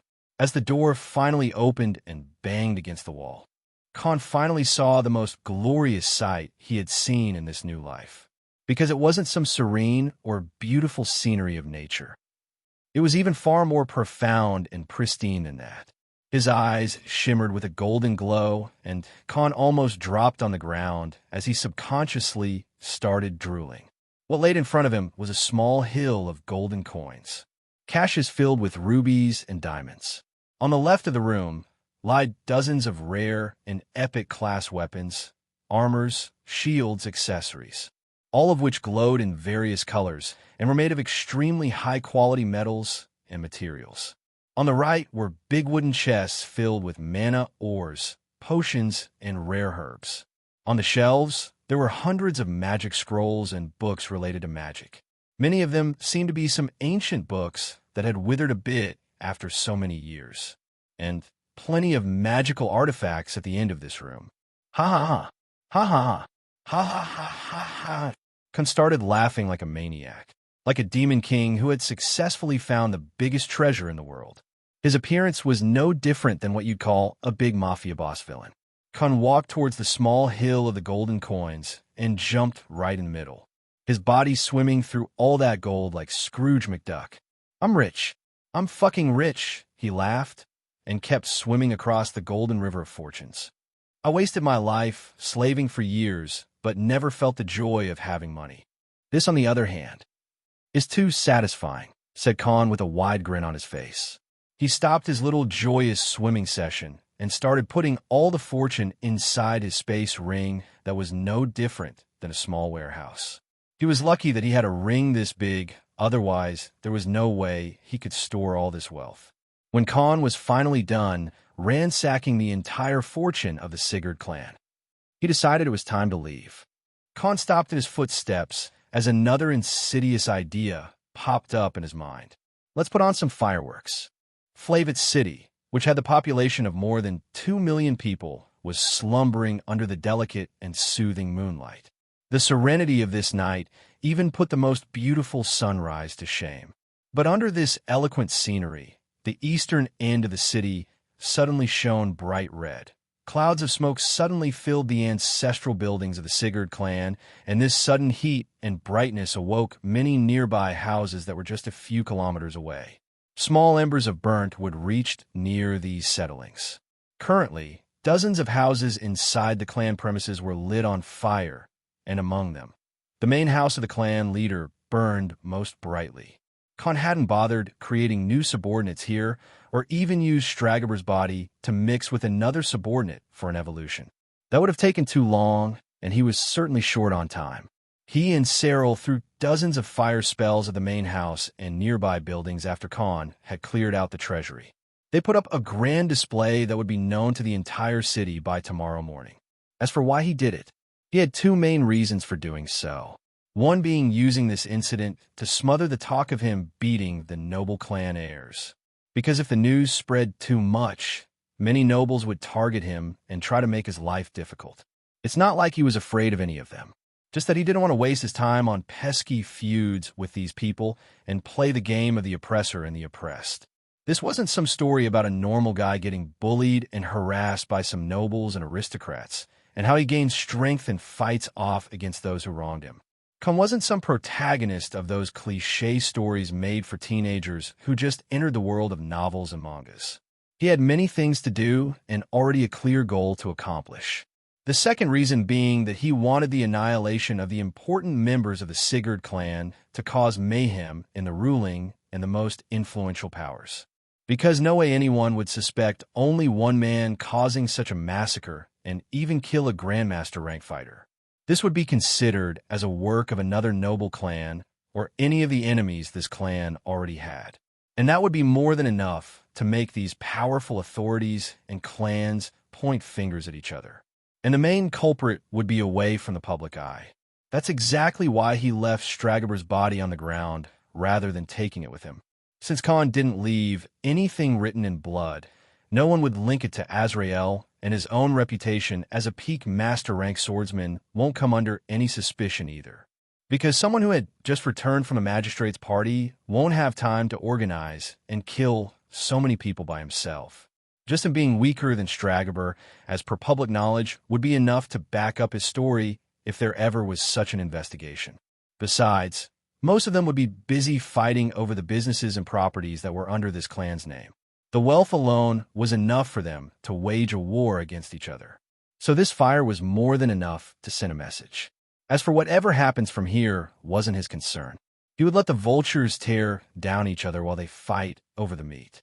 Khan used Shadow Walk and escaped the site before any help came to extinguish the fire. He stood on top of a tall tower while covering himself under the black cloak again. Just as he expected, a troop of mages flew from the south of the city, and soldiers marched on the city streets. What Khan saw was a coordinated effort in putting out the fires. Many of the mages used water and ice spells to put down the burning houses and buildings to avoid the spread of fire that could affect the nearby buildings in the city.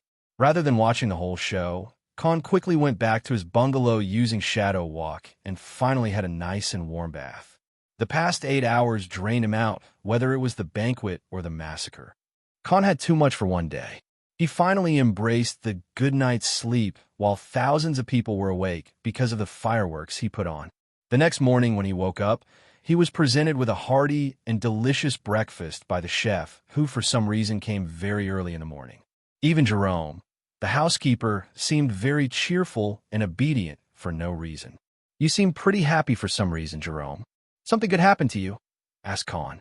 "Well, the news is indeed a good one, because last night the Sigurd clan was massacred," replied Jerome happily.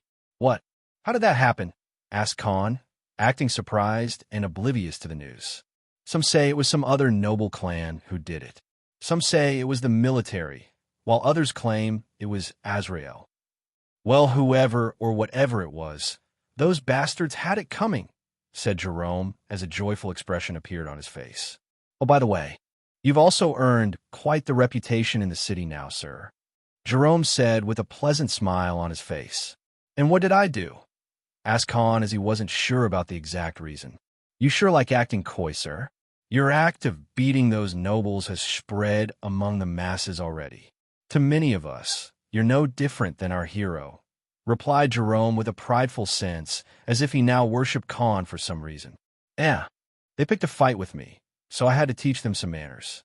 Nothing more than that," said Khan as he kept enjoying the exquisite meal in front of him. Today, it seemed even more delicious compared to the rest of the days. Khan decided to skip on his training and dungeon visit, because he was probably going to spend all of his time doing a very important thing today, counting all of his money. Khan had Cyril cast the silence barrier on his room while Ronan guarded the house from shadows.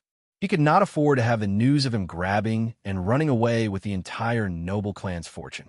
As for the aftermath of the night's battle, he hadn't left any traces behind unless there was someone who could track his location and all the places he went through some sort of tracking device or satellite. This world simply wasn't that advanced for the latter. Khan took out the things he got in batches one by one and started counting exactly how big of a haul he had last night. After spending hours to try to list down everything based on their categories and uses, he was finally done, his eidetic memory being extremely helpful to him again, because if it was someone else, they would have lost the track of it just in few minutes since the amount was too big. Under this silence barrier, Khan started laughing like the Green Goblin again. Thankfully, the barrier was stopping his voice to leak out of his room. After jumping with joy and doing a little moonwalk, did he finally stop. Khan gave a final look at the contents of the space with a satisfied smile. He was certain that even the magistrate or Solomon weren't as rich as him now. He started listing out the things just for the sake of it again. 7 epic and 21 rare rank weapons, 3 epic and 13 rare rank armors made of highest quality materials, such as body parts of highly defensive rare monsters. Then his gaze shifted to the mana ores. Totally 2,000 or more mana ores. Each ore was comparable to a C rank monster core in terms of the quality of mana. These things sized of a fist and were extremely rare to get because mana condensing together inside the deep grounds was a rare phenomenon. There were more than 40 high-grade and 90 medium-grade health recovery potions, over a dozen rare poison antidotes, and for the first time, Khan saw the mana bombs. From what he had learned, these were used in an open war or against a monster tide. Each one was strong enough to wipe out everything in a 500-meter radius from where it was thrown. These were like mini-missiles, and there were 5 of them.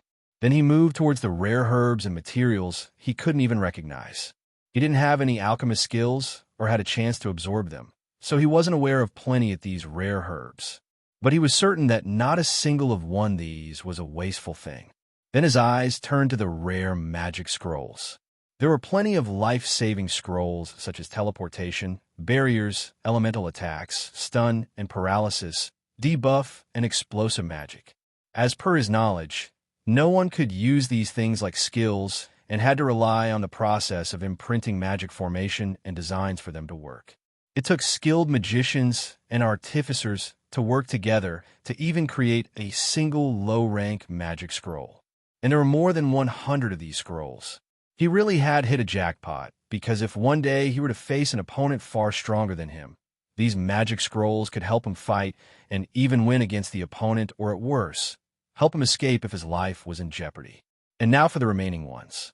There was a chest full of rare rubies, diamonds, pearls, and minerals he hadn't even heard of in his previous life.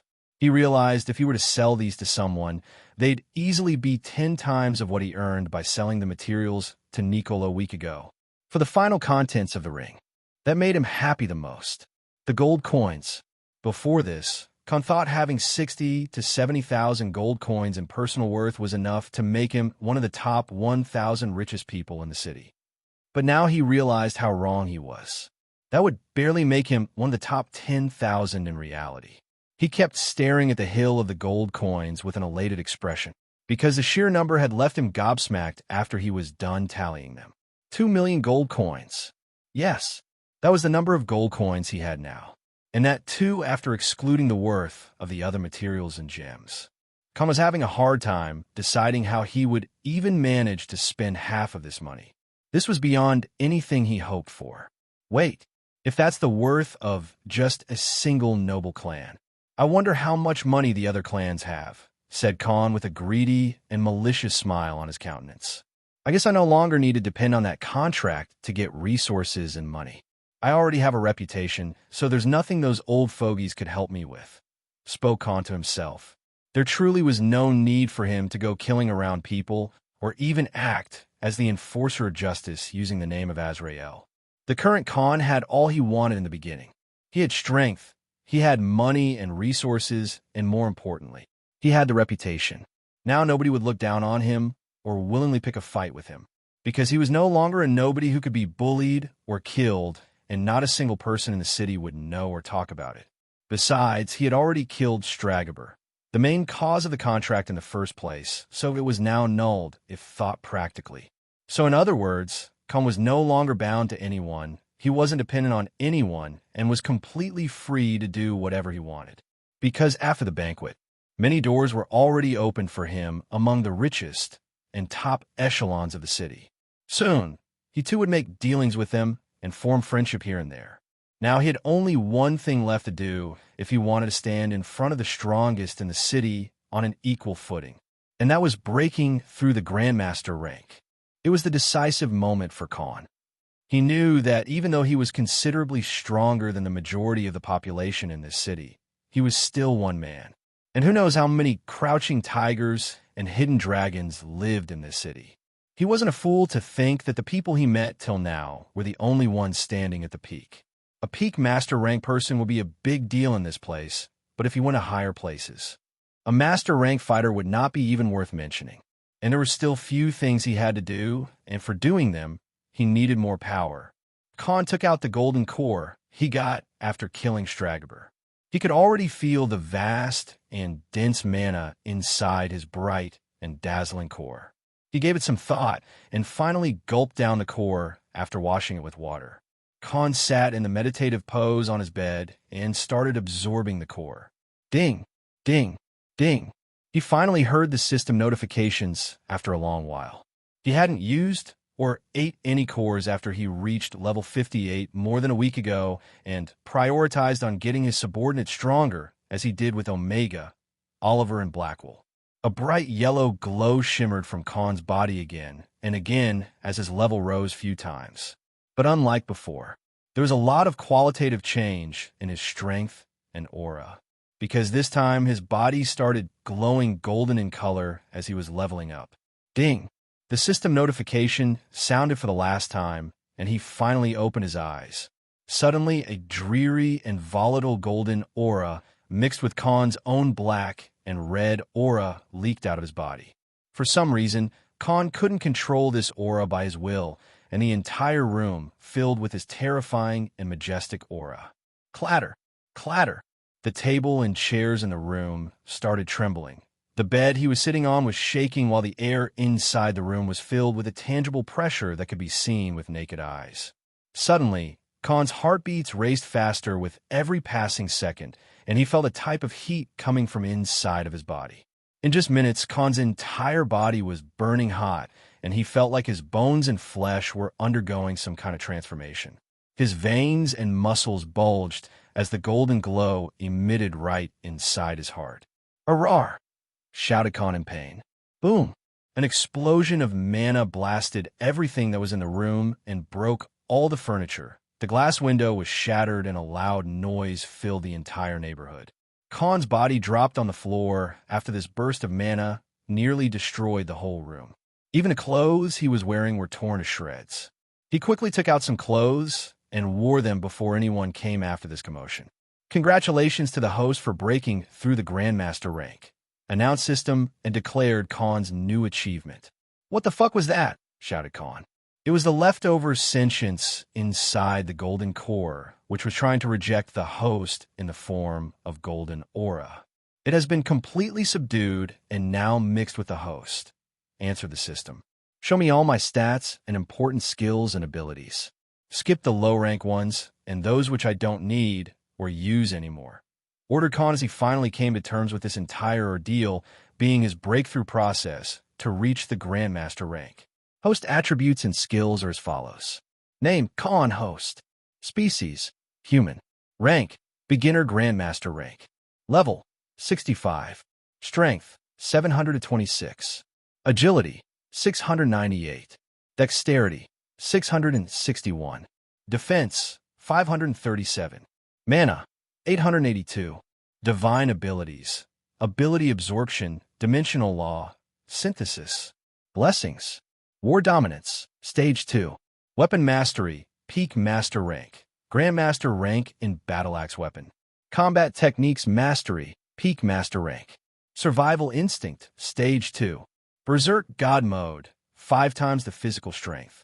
War deity body, stage 3. Gifts, all languages knowledge known to the war deity.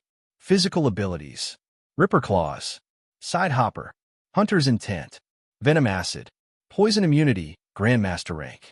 Somir Scale Body, Executioner's Gaze, Extension, Heat Sense, Magical Skills, Shadow Walk, Hive Mind, Firestorm, Waterblade, Frost Spike, Windblade, Combat Techniques, Wind Cutter, Defense Fortitude, Backstab, Lacerate, Sword Edge, Deflect / Parry, Tornado Axe, Ground Shatter, Axe Splitter. The host has met the conditions to break through the next stage for the blessings given by the war deity. The range and effectiveness of the blessings has increased by 2 times. Replied the System and listed all the useful and important skills and abilities Khan always had in use. "Phew, finally," said Khan as he let out a content smile after his new transformation. If he was a really strong fighter before, now he was twice stronger than before, and even his blessings were 2 times more effective than before. In other words, he was truly a powerhouse now. Even if he couldn't win against a peak Grandmaster rank fighter, he still had the advantage in levels and physical attributes. With his newfound strength, Khan was sure that he would at least be able to fight some top fighters. He could feel every inch of his body and the pores on his skin. His eyesight and mind's processing speed also went through another breakthrough. The last time he had this feeling when Khan had absorbed the core of the Somir and inherited its will. System, compared to other beginner Grandmaster rank fighters, how strong do you think I am? Asked Khan out of curiosity, because only his system had the perfect analytical capacity to properly judge someone's combat strength.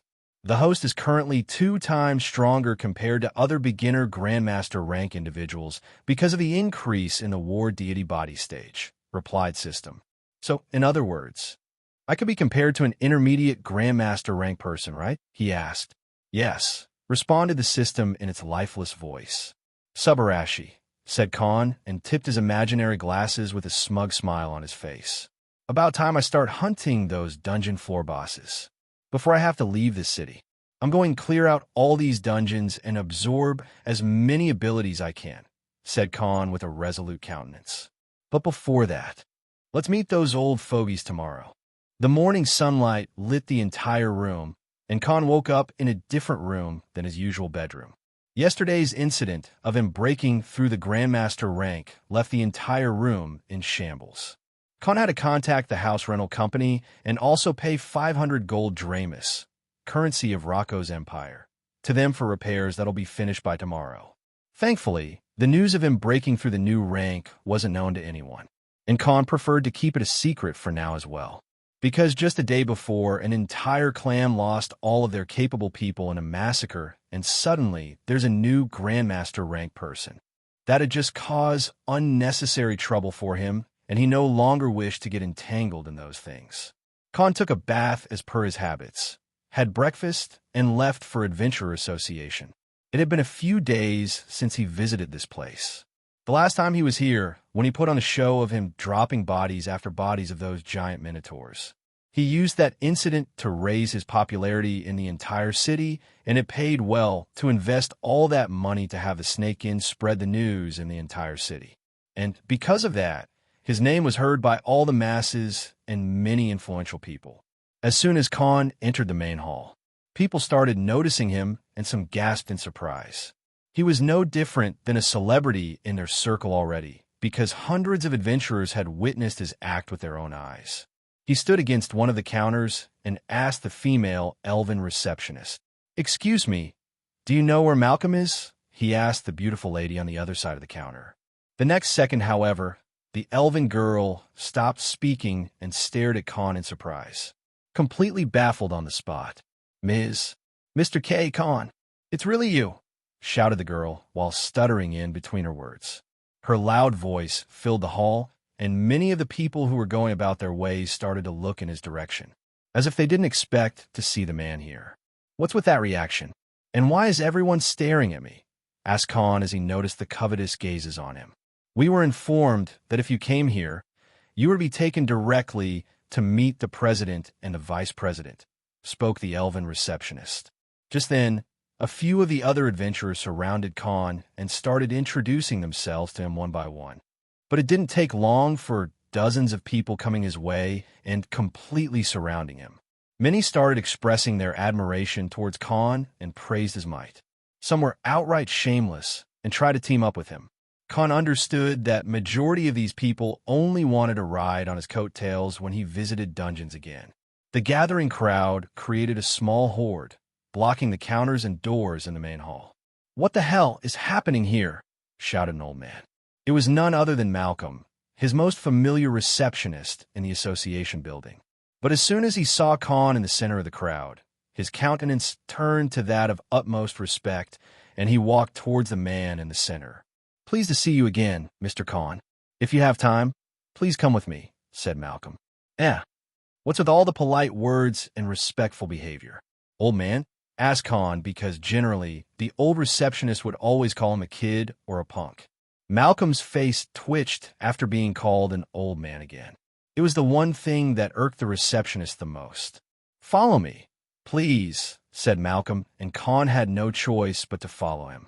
After waiting for a few minutes, he entered the office and saw both the old man Arkham and the elven mage Solomon sitting inside the room. Malcolm then left the room and closed it from the outside. "Long time no see, kid. Looks like you've gained quite the popularity," spoke Arkham as he welcomed Khan to sit down on the sofa on the opposite side. "And even beat some nobles, if I remember correctly," said Solomon, who was sitting on his throne-like chair. "Well, things happened, and I reacted on my best behavior," joked Khan as he sat down. But then he quickly got to the main topic.